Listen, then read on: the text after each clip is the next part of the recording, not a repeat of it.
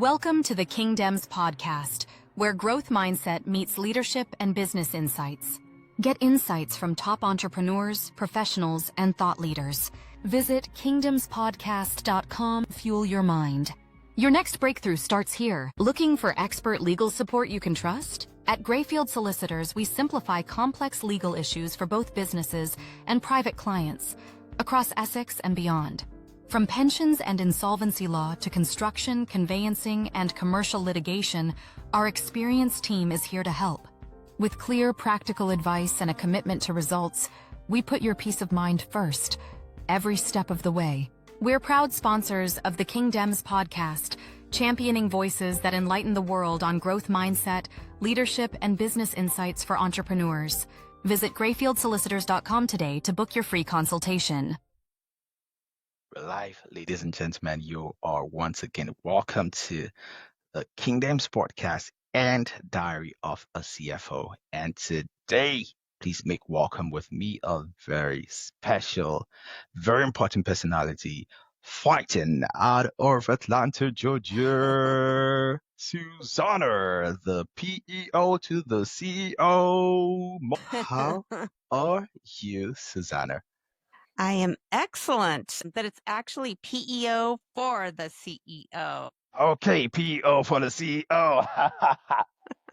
Susanna, the PEO for the CEO. Yeah, thanks for Martinez. that introduction. I thought I'm going to go out back and become a boxer here. Let's go. Wow. So, did you watch the UFC at all? No, I didn't. Oh, so that's the Bruce Buffer introduction. I just stole his style of introduction. It's quite energetic. It and is of course, very energetic. Yeah, exactly. And of course, everybody in life is a fighter. Let's not deceive ourselves. We all for Absolutely. something. Absolutely. Yeah. Who would you say you fight for? You Fight for the CEOs. I'm their advocate. You bet. Actually, the CEOs and CFOs as well. Oh, Yeah. So I'm actually both. I run a fractional CFO service, and of course, I'm the CEO of the company. So I would fight for people like you. Oh, that's cool. To maximize your benefits without overpaying in PEO fees. Whoa, I love that. We're going to make a highlight reel with that. And of course, it's just going to go viral. Whoa. I would say you're very much welcome. And this is something that I always, the risk of being cliche or sounding like a broken record. Gratitude is good attitude. And of course, when a person shares their time with you, they share their life with you, because the SI unit for measuring life is time. Having a highly resourceful person, highly experienced person, highly educated, enlightened person like yourself come on the show today. Don't take it for granted. I show appreciation for it. And of course, words are actually inadequate to express how grateful I am to have you on the show today. God bless you. And of course, from me to you, it's love and respect to you. So thank you. Same to you. You're welcome. This is the Kingdoms podcast, where trailblazing leaders, strategies, and thinkers unpack mindset and methods behind transformational success. So today's guest is a dynamic problem solver in the world of business operations. She's a founder and president of PEO for the company, helping businesses efficiently while slashing costs and simplifying HR. So with over a decade of experience in payroll, compliance, benefits, and risk management, she's the secret weapon behind countless founders who want to focus on growth, not admin cares. So she's sharp, strategic, and committed to empowering CEOs to lead smarter, not harder. Susanna Martinez, welcome to the show. Thank you for that introduction. Let's set the stage. What is a PEO? Because I'm quite curious. Yeah, that's probably the best place to start. So a PEO, it stands for Professional Employer Organization Model. And basically what it does is it pulls several thousands of co-employees into a large group to get buying power and economies of scale when it comes to insurance, like health insurance, workers' comp insurance, or retirement services. At the same time, it helps companies scale their businesses by helping them with the back-end HR infrastructure. So it's basically businesses are outsourcing their HR infrastructure, their administrative functions. It's systems and technologies all consolidated in one single source solution when it comes to payroll, benefits, HR, workers' comp, retirement services, all in one system. So it just helps the CFOs and CEOs and their whole HR team to just operate more efficiently. Wow, this actually sounds like a game changer, especially for SMEs, small and medium scale enterprises, and of course, especially the mid-market companies, right? You are a founder yourself, and probably something I forgot to tell you on our pre-introduction call is the fact Yeah. that I'm actually a published author as well. My first book is titled Mastering the Art of Entrepreneurship. So a lot of the things that I talk about and the philosophies of business that I express were actually embedded in that book. I'd urge you to buy it. Yeah. But somebody from your neck of the woods, Morgan Anderson, she's a top tax debt resolution expert in the United States. She's a CEO of Golden Lion Tax Solutions. She conferred upon me the title of a modern day business philosopher, and I haven't run with that title ever since. For founders, we go through an evolution, a journey, but you have been able to build a fast growing consulting firm that's rooted in helping others, right? Yeah. And it's something I often say, my business is to help you mind your business. My business is to help you grow so that I can grow. And you are also in that same business to help businesses to grow. The same mindset to help businesses grow, be more efficient, save on the bottom line. Yeah, I love that you mentioned mindset because the philosophy of the Kingdoms podcast is growth mindset, leadership, and business insights. And there's a reason why your episode is going to be on both the Kingdoms podcast and Diary of a CFO, because you're not just a finance person. You're not just a person who is obsessed with the business side of things and the financial numbers. You're a person that I would say you're a well-balanced individual, professional, well-balanced leader as well. You take leadership very seriously and you take a growth mindset very seriously. Absolutely. Yeah. There's a reason why I'm connecting with you today, because I would say leader who is making the sacrifice to congregate the top of the crop across the globe when it Yeah. comes to growth mindset, leadership, and business insights to a one-stop shop platform, a leadership platform where you can learn. I tell people there's two goals. I have only two goals for establishing this podcast. Number one goal is to educate, and number two goal is to inspire. Once I do those two things, I think my job is done, right? And I don't do those two things just on my own. I'm an opportunist, right? I take the opportunity to have fantastic minds from across the world Mm, to come on yeah. the platform to help me. People like Susanna, the PEO for the CEO, and CF Mm-hmm. Martinez. I have people like you come on board and do justice to these topics. And that's why I'm always overwhelmed with gratitude when I have persons like yourself on the show. Well, what would you say sparked your journey into HR, payroll, and operational strategy, and what keeps you going even till today? Oh, that's a loaded question. So I started in the industry, gosh, over 2 decades. So I've been working with small businesses nationally for many years as an employee of a lot of publicly large traded PEO companies. And about 4 years ago, I went off on my own. So I'm basically a PEO matchmaker for the CEOs and CFOs. I don't work for the PEO company. I'm going to be the client's advocate versus working for an actual PEO company. And I would say because I just founded my consulting firm about 4 years ago, I had to put into practice Just myself. 4 years Just, ago, yeah. there are 4 years between two World Cups in soccer. So it's not just.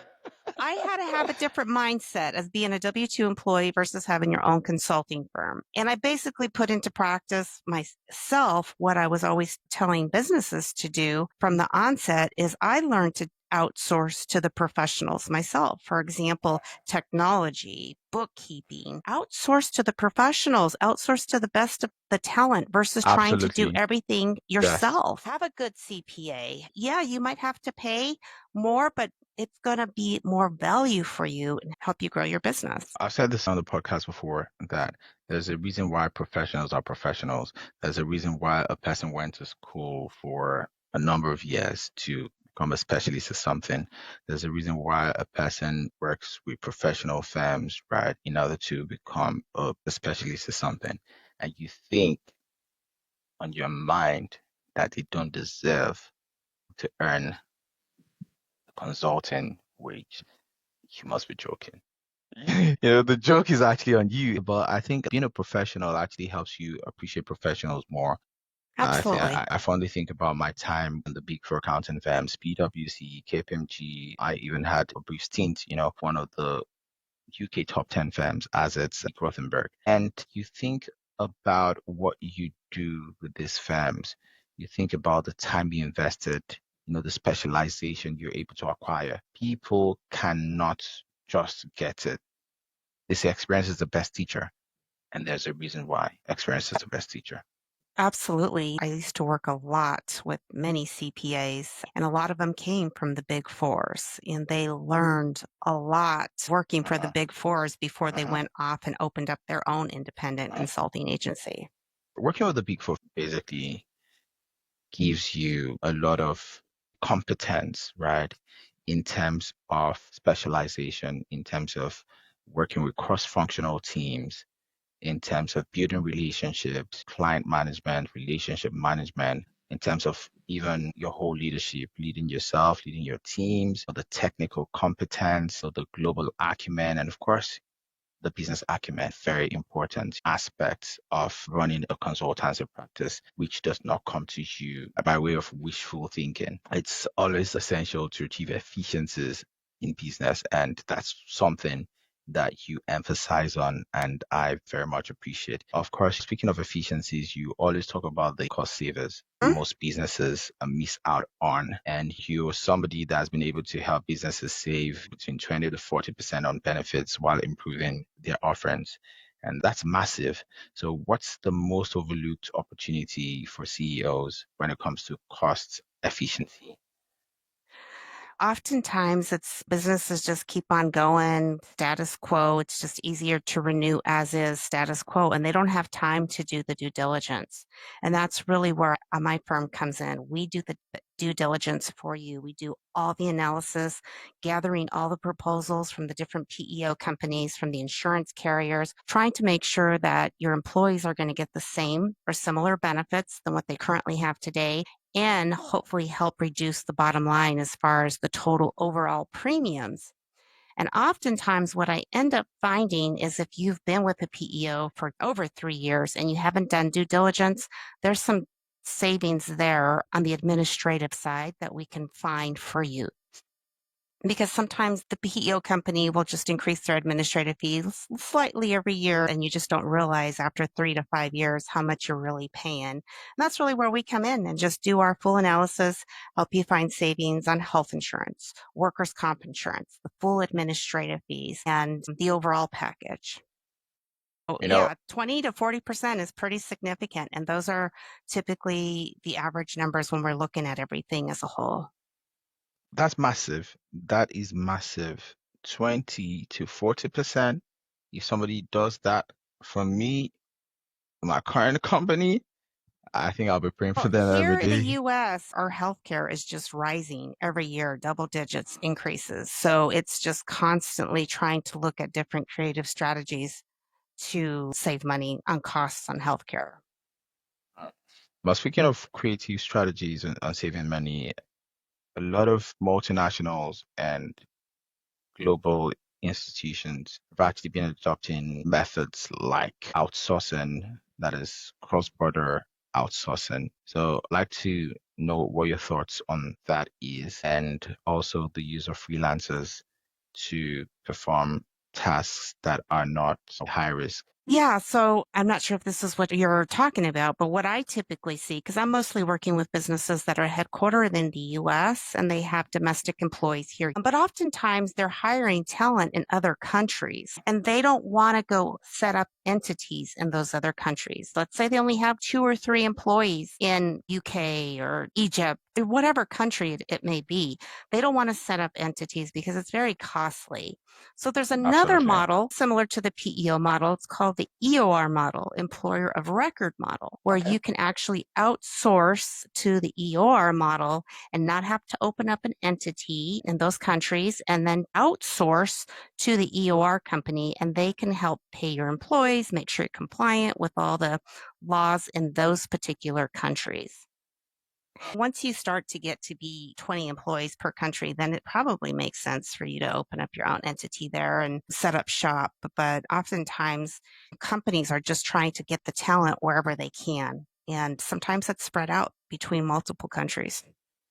Okay. How about the use of, say, contractors, for example, for ad hoc projects? So there are companies, especially tech companies, that have one-off projects, right, that you don't need to employ a full-time employee for. So how do you help them save costs in terms of and I think matters a lot in terms of saving costs. So you need to weigh the location and the quality of the talent pool country. I think Yeah. a lot of people, locations like India, Bangladesh, Pakistan, employ talent from those places. What's the framework around that? If you're going to hire a true contractor and they're not going to be an employee and you're not going to avoid paying taxes, you come into a gray line and every country is going to be a little bit different, but it does depend on the tasks that involve how long they're working for you. So you really want to meet with a professional first to determine, is this truly a contractor or is it an employee where I have to pay taxes within that country? But oftentimes, no matter where you're paying people and no matter if it's a contractor or an employee, you still have to pay them. And there's costs to do the money movement. Whether you're wiring the money, using other type of apps like Wise, PayPal, or however you're using to pay these international contractors, there's a fee, there's a cost to doing that. And Yeah, so and PayPal has been sometimes a lot, annoying lately. They've increased their fees. and sometimes it just delays the contractor getting their Yes. money. Yeah. And so that can be disruptive there. So in an EOR model, it makes direct deposit really easy to do, to be able to do an ACH of the company's business account and then do direct deposit into the person, the contractor or the employee. Very easy. Mm.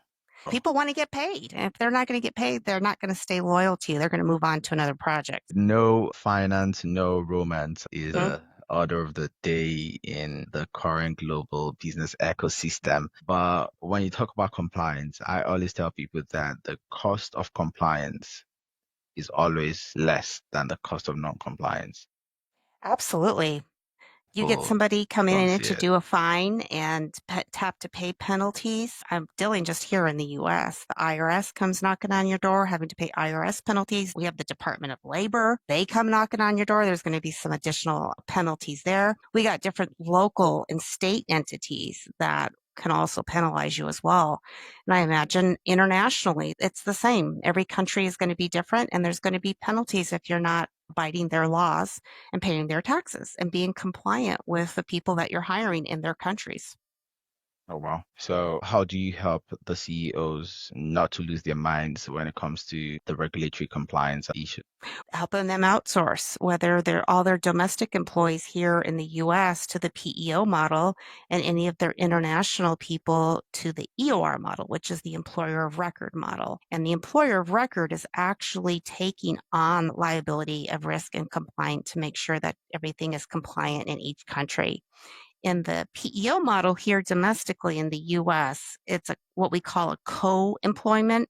So it's a shared risk compliant. So both companies are named on any type of lawsuit, but at least you have a partner with you that's going to help ensure they're going to help you dot your I's, cross your T's when it comes to compliance per state. And oftentimes what we see is employers will have employees in certain states and then all of a sudden they'll start hiring in different states. That happened during COVID. They just started hiring wherever they found the talent, and having to deal with different multiple states here in the US can be very cumbersome. So you might be a very small technology and only having 10, 15 employees, but every employee might be in a different state, and then maybe a few internationally. Why take the risk of being out of compliance, fines, and just why don't you just pay to outsource it to the professionals, let them handle it, and that way you can focus on what it is that you do, selling widgets, making widgets, what you really went into business for. Nobody ever goes into business because they want to handle their employees and making sure they're compliant in different states and countries. Nobody ever goes into business for that. It's just way too much headache. And Yeah. as a young Outsource CEO that headache myself, to the professionals. I know I don't always want any extra burden. It's a Mm. lot. I think a lot of people want to be CEOs. A lot of people want to become CFOs. But I tell people this: heavy lies the head that wears a crown. Heavy lies the head that wears a crown. Comes with a lot of responsibilities and a lot of risks. Yeah, the higher the risk, the higher the reward. But do you have the capacity to handle the responsibilities? So it sounds really fancy to be known as a CFO. I know the burden that comes with it, and it's actually not funny. And I always say that I am the most authentic person walking the surface of the earth. I'm sorry, Susanna, I know you're authentic, but I'm still the world leader right now. I could beg to differ. Yeah, you can disagree, but it doesn't change what is on my books. And yeah, I joined the session for this podcast 5 minutes late, exactly 5 minutes late. And trust me, I had to push myself, right, to make this episode work out today. And you would notice when I said there's a lot that goes on behind the scenes, right? People don't see the pains behind the gains. I was literally at the verge of postponing today's session, but I'm grateful I did not postpone it. There's been a lot going on behind the scenes in terms of the company structure, the company infrastructure, talent, recruitment, everything. And the CEO has to be on top of everything. Yeah, they have to Right. do everything. Be the janitor, pay the bills, pay Tell you, payroll. God bless you for that. It's a lot, but I always pride myself in being a leader. And I tell the people that work with me, I tell them, I work for you. You don't work for me. I work for you. So please help me to help you. Everybody has to put in their weight. And that actually is a great way to segue to the next question that I'm going to ask you. And it is on growth without burnout. So, like, how do you help the CEOs win without getting burnt out? Because we often talk about scaling and revenue, but not enough about scaling in infrastructure. How does your team rather support that side of business and help CEOs to avoid burnout? Here in the US, there's companies that are known as unicorn companies. These companies are heavily funded with venture capital or private equity money or just personal money. But those businesses that are heavily funded know that they want to grow and they want to scale quickly. So majority of those companies are outsourcing already to the PEO model because they believe in the concept. They believe in outsourcing to the professionals to help them grow and scale.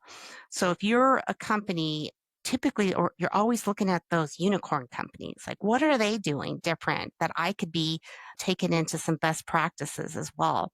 And that's one of them. That's definitely one that they do. They outsource to the professionals when it comes to HR, benefits, payroll, and they're outsourcing to the top PEO companies. You should take a look at the model if you're not currently doing so today. Absolutely. It's always good to have professionals take off burdens from your chest. And yeah, that's something we actually do right here as well. Being professionals ourselves, we very much appreciate the work and the competence and specialization of professionals. That has to be taken very seriously. And I think for the CEOs, for the entrepreneurs, for the founders watching us today, if you do not take anything home from this episode, at least take that home. At the very least, take that home. Let's talk about the future of work and, of course, the rise of smart partnerships. What trends do you see in the future of HR and operational strategy, and how can CEOs prepare for that shift today? I think the trend is oftentimes when you're in startup mode, you don't have the revenue to be able to hire people internally. And you can't afford to hire the professionals internally until you've really grown into revenue. So, what we're seeing is a lot of companies are outsourcing to the PEO model. And then at some point, when they get a certain revenue, a certain size of number of employees, bringing in some internal HR people, but they might not have to have such a large HR team if they're still using the PEO model. At some point, sometimes they might outgrow that model if they're able to afford to hire in the professionals in-house and to be able to hire in a lot of the what we call the HRIS systems, the human resource information systems, like an Oracle platform. People in the accounting software probably recognize that software. Those softwares can get pretty expensive. So at some point, your business might be able to afford to bring all that internally. But as you're growing and scaling, why not use some professionals to outsource and help you grow and scale? Absolutely resourceful. We've been talking more from the business inside perspectives, right? But I'd love for you to give your quick 2 cents on what a growth mindset means to you and what style of leadership is most appropriate for business success, the growth mindset for success, and of course, the leadership style for success. I think the growth mindset to me is as a person that's always going to continue to be learning, no matter where you are in your life's journey or in your professional journey or whatever title that you might have in your work. We can always be learning. Even the top professional athletes are always practicing their skills. They're always willing to learn new skills and practices. So I think if we have the mindset of, what can I learn today? Or if we're going to go to a seminar or whatever it is, we can always learn something else from somebody else or something else. And just keep an open mind, no matter, where you are professionally or what title you may have. Thank you very much for that one. And many thanks to the Riverside editing. When you're editing, it gives you the option of removing fluff. And I'm sure it's just going to identify it very easily and remove the fluff.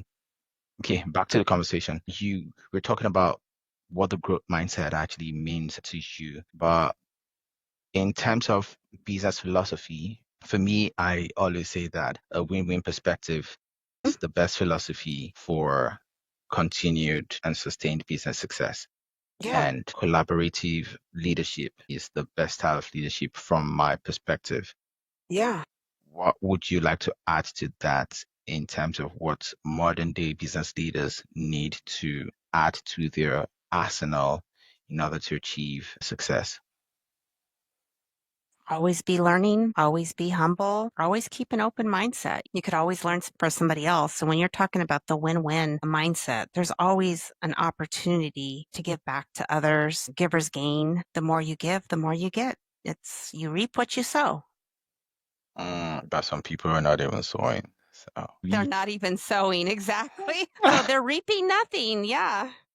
it just reminds me of a past guest that said, while we were playing chess, others are playing checkers. And I was like, some people are not even at the board at all. Some people are playing nothing. Yeah, exactly.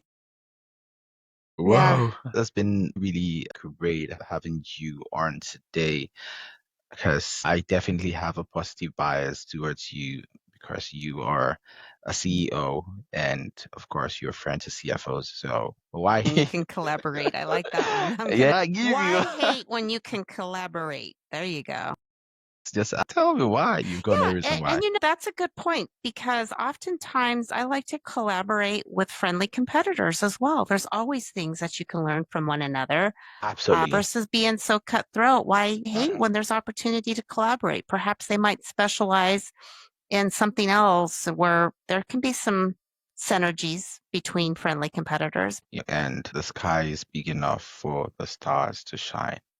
So Absolutely. There's when plenty you of have a business star, to go around for everybody. when you have a star mentality, it enables you not to be a gatekeeper. Because we're in the age of artificial intelligence. Anybody can know anything. Anybody can gain a superior competitive advantage by way of enhanced research. AI accelerates research. And for me, I've always been a good researcher.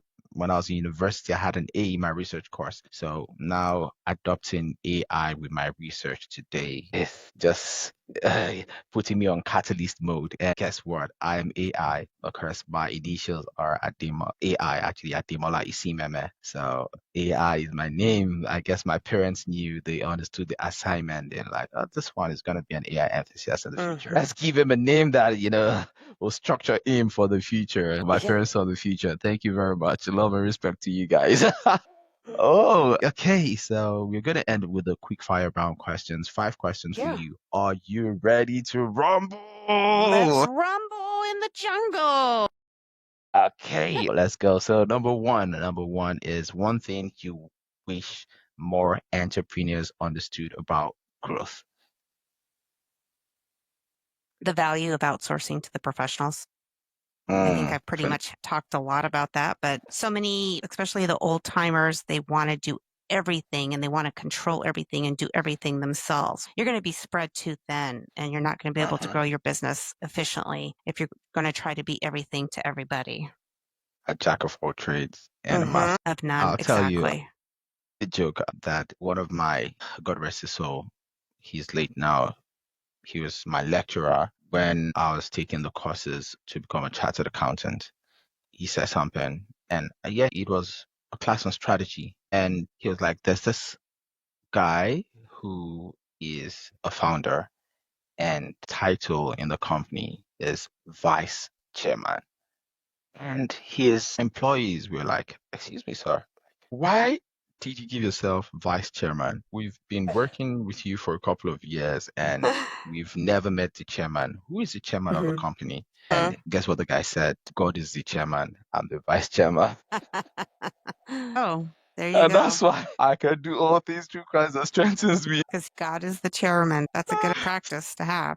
So you can steal that for your company now. Just change your designation to Vice chairman. God will be the chairman. Yeah, absolutely. Number 2 is, what's the best piece of advice you've ever received in business? Make sure your books are clean because it's going to be easier for you to get financing, easier for you to get loans. Easily, you're going to be more taken seriously when you have your books in order and clean. And as a CPA, you would value that. Absolutely. I remember the headaches I had to go through having to audit entities with That very were a dirty mess, books. and kept their books in a shoebox. It's never a nice thing. It just makes you unhappy. You wake up and you don't feel like getting out of the bed. Yeah.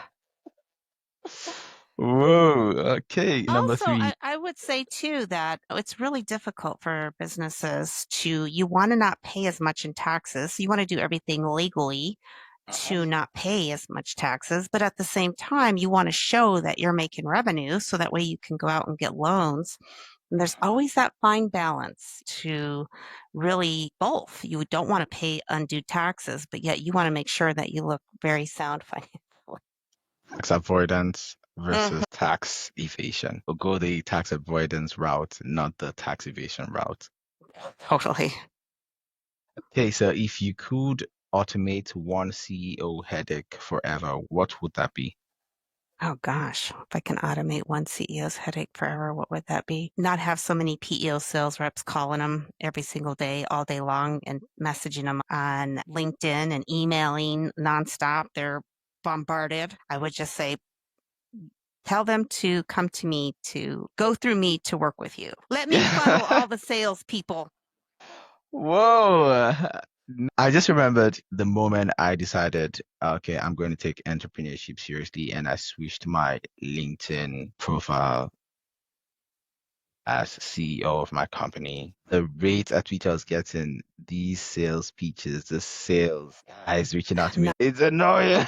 Yeah, it's pretty annoying. Yeah. And I'm happy my phone is permanently on Do Not Disturb, even though there are a lot of people close to me that don't like that fact, but Yeah. unfortunately, it has to be. And I'm glad you're bringing this up because A lot of calls are not important. And it's important to actually evaluate what is urgent and what is important for you to divide your attention to. So, one mindset shift that changed how you lead in business. And how I lead as in business, leading by example. And so this is my first time being able to hire employees or consultants and other professionals that work with me as a team, really trying to lead by example and helping educate them where sometimes you get frustrated because just people have different backgrounds, don't come to the table with the same type of skill sets as I do with the many years of experience that I've had in the industry. And it can be very difficult for somebody coming in new to learn the industry. So being patient with the people that are on my team. Very important. They say patience is a virtue. Mhm. Patience is a virtue for a reason. And I think the last one on my list is, in one sentence, what does smart leadership mean to you? Smart leadership, outsource to professionals. There's been nothing smarter than that. And of course, speaking of being smart, I would advise our audience to do the smart thing by going to PEO4theceo.com and engage with the content that you have there and find ways to do the smart things, smart leadership, outsource to the relevant professionals that can handle business for you. Their business is to help you mind your business, right? And the name Susanna and Susanna, they're quite, would I say, oftentimes mistaken, but I don't want to mistake your name. So, Susanna, it's a very Uh-huh. big thank you from me to you. And I'd love for you to advise my audience, right, to do the smart thing by putting their weight behind the show, right? We've had really big wins lately. I'm grateful, guys, but I'm an Oliver Twist. I keep asking for more. So, I would encourage the smart thing to do is hit the like button and subscribe and share to your oh, fantastic. And of course, Susanna, your clarity, your energy, and strategic mind have actually just turned HR from headache to hell yes. So thank you very much for dropping your actionable gems today. And of course, if you're a business owner or leader listening or watching, you are ready to scale without stress. Visit PEO4theceo.com. And of course, I am the CEO of SEO for podcasts. Visit my stand store today, guys. So go look up the show notes. From me to you, it's a very big thank you. And of course, love and respect to you, to the audience. I appreciate you guys. We are now global top 5% on listen notes. Today, we crossed the threshold on YouTube of 15,000 YouTube subscribers. We have crossed the threshold of 10,000 downloads and streams on Spotify. So I'm really grateful to you Congratulations. guys. Thank you. Because before you go, do you want to leave a shout out for anyone before you leave? No, just want to say thank you for having me. It's been a pleasure. Feel free to follow me as well on LinkedIn at PEO for the CEO. Susanna Martinez here, fighting to maximize your benefits without overpaying in PEO fees. Yeah, I just love the line PEO for the CEO. Nothing sweeter. And of course, guys, till I come your way again, keep winning. And of course, God bless you guys.